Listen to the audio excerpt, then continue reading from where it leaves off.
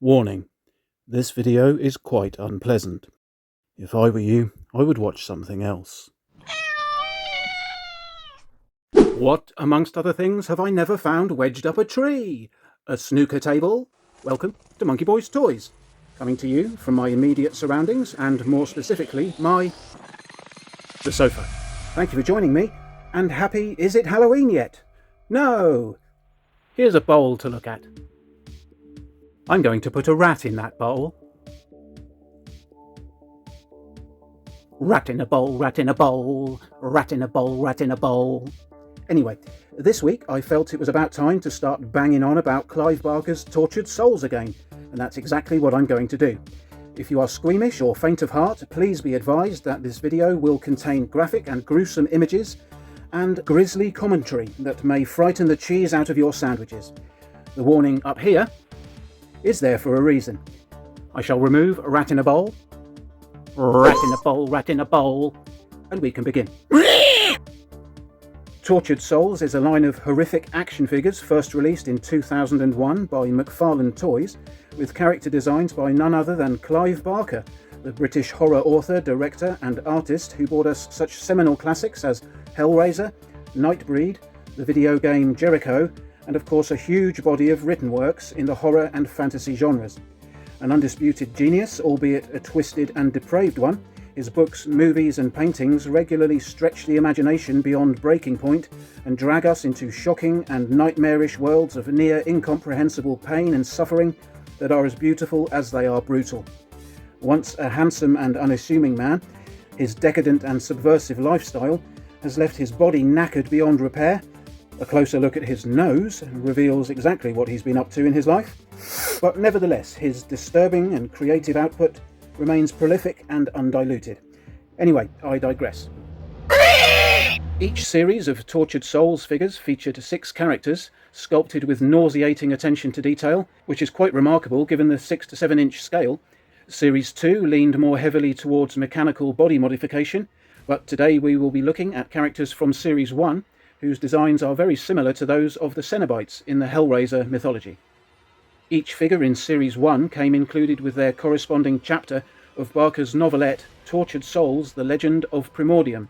This mythology was created by Barker specifically for this series, and as you would expect is extremely disturbing and details the story of how these characters came to be, how their stories connect, and ultimately what becomes of them.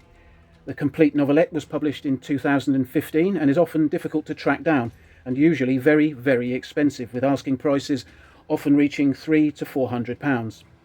I recently had the incredibly good fortune to be able to acquire a signed first edition copy thanks to the investigative skills and keen eye of my good friend Lewis from Reading Movies, who discovered this at an embarrassingly affordable price, and knowing that I'd been after this white whale for several years, immediately alerted me of its whereabouts. Remarkable work, Lewis. Thank you, sir. Absolutely spectacular. Here is the book. Let's have a quick look at that. It's only a small book, as you can see here, in great condition. Let me just open up to the signed page there. As you can see, this is number 145 of 500 numbered copies. This is not a lettered copy, but nevertheless, this book has been touched by Clive Barker himself, so that's very cool. Let's just have a little look through the book. Let's just flick through so I can show you some of the illustrations. That thing's going to fall out. There we go. Okay, here's one. An image of Mongoloid there. Let's see what else we can find. Here we go. Very peculiar. I'm not sure who that is supposed to be. Let's move on. There is a nice illustration there of Dr. Talizak hanging from his face. Many of these illustrations have been sort of accurately sort of translated into the figures themselves. Some of them are a bit different, such as this one. But yes, here we go. There are. I'm recording a video, you bell end. Hold on. Somebody knocking at my door. Perfect. So yes, there's the Tortured Souls book. Let's just have a look at that. Nice. Now, if you haven't read any of Clive Barker's fiction, I would not recommend starting with Tortured Souls. His predilection for describing in excruciating detail the corruption of mind, body and spirit is not to be taken lightly and should be approached with caution. So let's return nervously towards the toy line and take a peek through our fingers at the 6 characters. If you're thinking of abandoning ship, now would be the time to do so. First, we are introduced to Agonistes, an ancient primordial entity created by God as an artist and sculptor. Agonistes' medium of choice is flesh, and he sculpts his often willing subjects into grotesque and monstrous forms, causing them immense and unending pain and ecstasy in equal measure, a theme that was of course the central premise in Barker's Hellraiser mythology. In the mythology of Primordium, the realm that the tortured souls inhabit, Agonistes was created on the 7th day following the creation of Adam and Eve, and it's revealed in the story that Agonistes performed his unique sculpture on Judas Iscariot after Judas betrayed Jesus, and that it was Agonistes that hung Judas from the tree to expire slowly. Next we meet Charles Krieger, the Scythemeister. His character arc is a little more complicated, but Krieger lived as an assassin employed within the criminal underworld. After killing a troublesome senator, Krieger was lured into the desert by the senator's daughter, Lucid, leading him to Agonistes, who performed his craft and remade Krieger into the Scythemeister. Bizarrely, the Scythemeister and Lucid later became lovers, following her murder and subsequent resurrection and transformation at the hands of Agonistes, and it's all very straightforward. So next we meet the senator's daughter, Lucid herself. After witnessing the death of her father at the hands of Krieger, and then luring the assassin to his fate, Lucid was kidnapped and murdered by the mob before being resurrected and enabled to exact her revenge. Her story does become rather more involved, so I'm going to leave it there. Later in the video I will be looking at the 12-inch limited edition figure of Lucid, so hopefully you can make it that far. Next we are introduced to Dr. Talizak, the deranged scientist and surgeon. This character's figure is perhaps the most recognisably alarming character in Series 1 of the line, and I've done a separate video on this remarkably offensive character, so if you'd like to see that you can find a link in the description. Talizak's story thread is of course incredibly disturbing. We learn that his genitals have been removed and replaced with a grotesque translucent womb, inside which is growing a hideous child creature he calls Mongroid. Talizak sees himself as something of a god, and believes that the birth of his creature will represent the second virgin birth. For some reason, Talizak spends his life carrying out his blasphemous experiments while suspended from a frame with 6 hooks stuck through his face. Lovely stuff. Thanks, Clive. Our 5th character goes by the name Venal Anatomica, and this is my favourite monstrosity in Series 1. I'll be looking at the 12-inch figure a bit later, so do stick around for that. This character is very much like Frankenstein's monster. He was assembled and given life by Dr. Talizak, who was commissioned to create a super soldier capable of defeating the Scythemeister. We learn that Venal Anatomica is indeed up to the task, but is soon afterward blinded by Lucid and spends the rest of his days scavenging in graveyards, surviving on the decayed flesh of any corpses he's able to exhume. Nice. And finally we meet Mongroid, the nightmarish offspring of Dr. Talizak. Not much to say about this abomination, as it doesn't feature heavily in the story, but we learn that once born it grows rapidly, becoming insatiably hungry and bad-tempered, eventually turning on its creator and devouring him before escaping into the sewers. A naughty monster. So if all that is not enough to put you off your dinner and give you nightmares forever, let's take a look at a couple of the figures. Of the original 6 figures in the first series, 5 were released in a limited edition 12-inch scale, and I have 2 of them here. First we have Lucid, the senator's daughter. Now it is a large box and I can't get it all in the frame, but I do have some images that I've gathered for your pleasure and delight. Now this is a sealed example, so I won't be opening this one at all. Let's just have a quick look at the packaging first. There we go, they're all pretty much the same, apart from the name of the character, which we can find just here on the side of the box. And on this side we have an image of the figure there. The back of the box looks like this. We have the 5 characters available in the 12-inch limited edition range here. And here are some images of the figures in the second series. Again, I've done a separate video on both series of 6-inch figures, so if you'd like to see videos on the two series, please do find the links in the description. So yes, here is Lucid. Sorry about the glare, it's difficult to get a good shot of her. I'll see if I can just do a quick... There we go. How's that?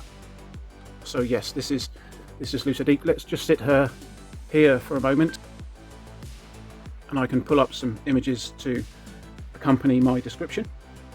Now, the sculpts and paint apps on the 6-inch figures are incredibly detailed and quite remarkable in their own right, and so these 12-inch scale figures are, as you would expect, even more so. I would assume that most, if not all, of the straps and flappy bits are attached individually by hand, as I can't see how the tooling moulds could allow all the layering.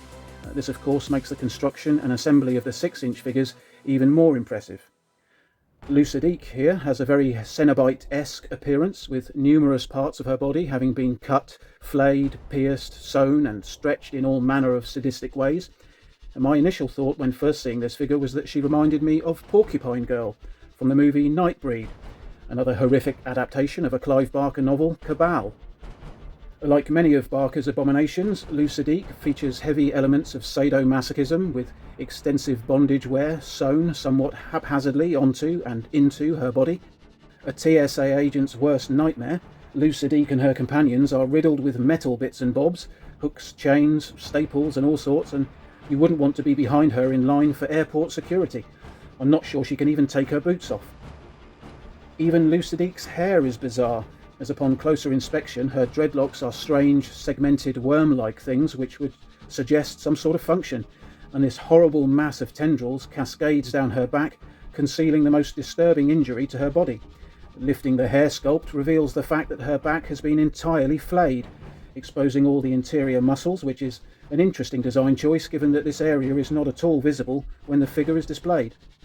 There are some differences between the 6 and 12-inch versions, the most obvious being that the chest covering of the larger figure is made of straps only.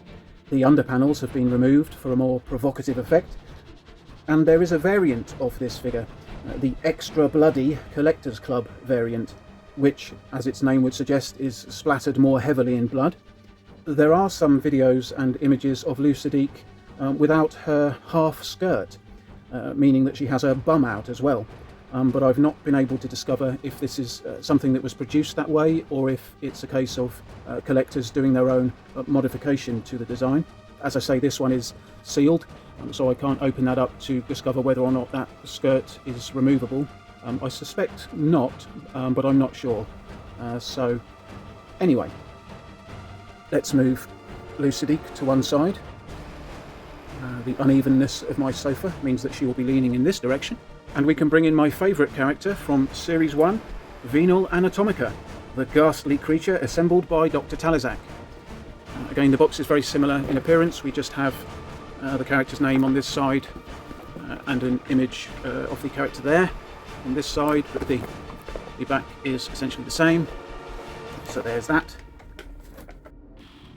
When I bought this item, it had already been opened, so I will take the figure out of the external packaging.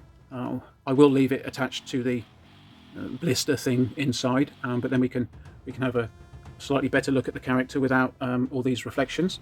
So let me just do that. Here we are.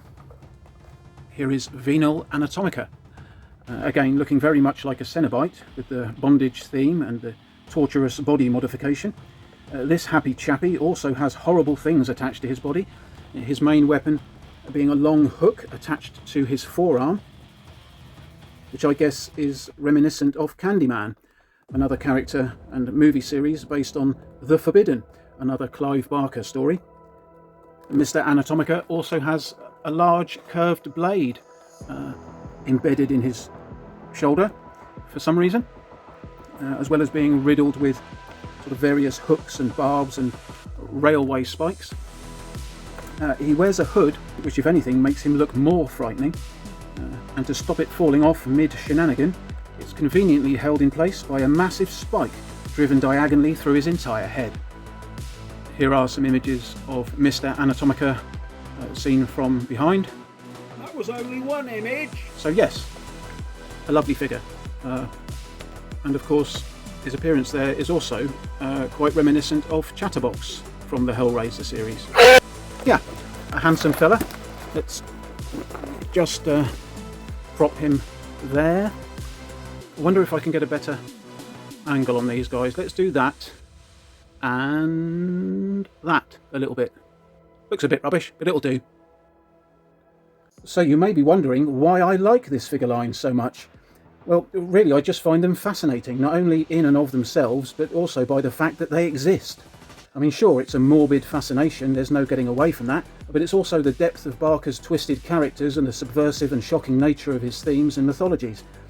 Subject matter aside, Barker's use of language is astonishing and his prose is meticulously and beautifully crafted. He is a maestro and virtuoso of horror, and the fact that this almost incomprehensible subversion has, in the case of Tortured Souls, been made with accuracy into something tangible, it's amazing to me. This line of figures, now almost 25 years old, remains the most gruesome and disturbing line that I know of. There have been other contenders for the position, interestingly all produced by Mcfarlane, most notably the Twisted Fairy Tales and Twisted Land of Oz figure lines, and another collaboration with Clive Barker, the Infernal Parade. But in my opinion, they don't quite match the pure horror of the Tortured Souls line. If there's a more disturbing line of figures out there, which I find unlikely, and believe me, I've looked, I would very much like to know about it. And there we have it, the most unpleasant video I will make this year. Next time, although I won't be applying the brakes, I will be easing off the accelerator a tiny bit and taking a look at the toy lines I mentioned a few moments ago, Mcfarlane's Twisted Fairy Tales and Land of Oz, as well as Clive Barker's Infernal Parade. If you made it this far, I'm sorry, but thanks for watching. It would be a stretch to hope you enjoyed the video, but I hope that you at least found it interesting. If it hasn't utterly confused and upset the algorithm, then nothing will. But just in case, if you wouldn't mind prodding the thumbs up button and leaving me a comment, it might convince the machine overlords to not bury the video entirely, and that would be helpful. If you are not yet subscribed to the channel, you're doing it wrong. Should I now make like a shepherd and get the flock out of here? Yes!